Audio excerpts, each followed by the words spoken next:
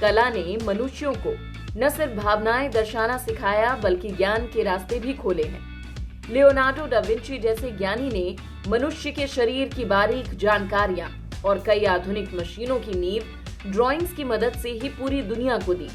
चाहे भीमबेटका की cave paintings हो, इंडस वैली सिविलाइजेशन की ब्रोंज की मूर्ति या डा विंची की मोनालिसा, उस दौर और सोच के बारे में बताती है। कई सभ्यताओं ने अविश्वसनीय वास्तुकलाएं बनाकर अपना विस्तार किया और साथ ही इतिहास में अपनी अमिट जगह बना ली। क्या आप जानते हैं, मोनालिसा पेंटिंग इतनी प्रख्यात है कि लुवेर म्यूजियम में इनका अपना मेल बॉक्स है जिनमें इन्हें दुनिया भर से प्रेम पत्र आते हैं। नमस्कार दोस्तों, इतिहास और विकास के एक और अनोखे एपिसोड में आपका स्वागत है। आज हम बात करेंगे आर्ट के बारे में। कला की शुरुआत, इसके बदलावों और भविष्य में आर्ट किस रूप में दिखेगी।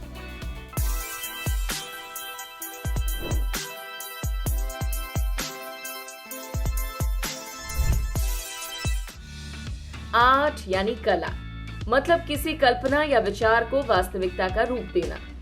कला को बनाने के अनगिनत कारण हो सकते हैं, लेकिन सबसे मुख्य कारण कल्पना की अभिव्यक्ति को माना गया है।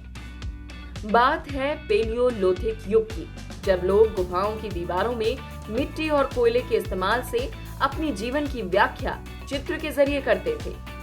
फिर नियोलिथिक युग में लोग अपने पूर्वजों और भगवानों को चित्र और मूर्तियों के रूप में दर्शाने लगे। रंगों में भी बदलाव आए। आज से 40,000 साल पहले 5 रंगों का इजाद हुआ: लाल, पीला, भूरा, काला और सफेद। इन्हें मिट्टी, जानवरों की चर्बी, जले हुए चारकोल और चौक को मिलाकर बनाते थे, जिसे बाद में एग योक और लिंसीड ऑयल से बदल दिया गया और यहीं से ऑयल बेस्ड पेंट्स की शुरुआत हुई। आपको ये जानकर आश्चर्य होगा कि पीला रंग भारत में 15वीं शताब्दी में मवेशियों के यूरिन से बनाया जाता था। इसे इंडियन येलो कहते थे। विंसेंट वैन गो जैसे महान कलाकारों की कला में आप इस इंडियन येलो का इस्तेमाल भी देख सकते हैं।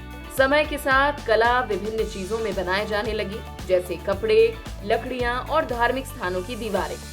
भारत के अनेक पुराने मंदिरों में ऐसी कलाकृतियां हैं जिन्हें देखकर यकीन नहीं होता कि उन सभ्यताओं के लोग समय से कितना आगे थे। भारत के तमिलनाडु में स्थित मीनाक्षी टेम्पल इसका जीता जागता सबूत है कि रंग और कला हमारी सभ्यता में कितने महत्वपूर्ण माने गए हैं। हमारी सभ्यता ने कला और ज्ञान जोड़कर हमें अनोखी शिक्षा भी दी है। अगर आप खजुराहो के मंदिरों में बनी मूर्तियों को देखेंगे तो आपको पता चलेगा कि कामसूत्र यानी सेक्स एजुकेशन का महत्व उस समय से चलता आ रहा है। इतना ही नहीं, दिल्ली में जंतर मंतर वास्तु और कला का एक और अनोखा उदाहरण है।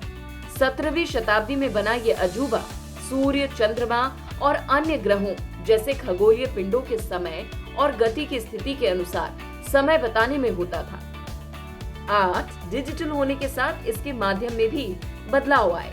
NFT विभिन्न डिजिटल आर्ट को प्रमोट और इसका व्यापार करने का एक अच्छा प्लेटफॉर्म बन गया है।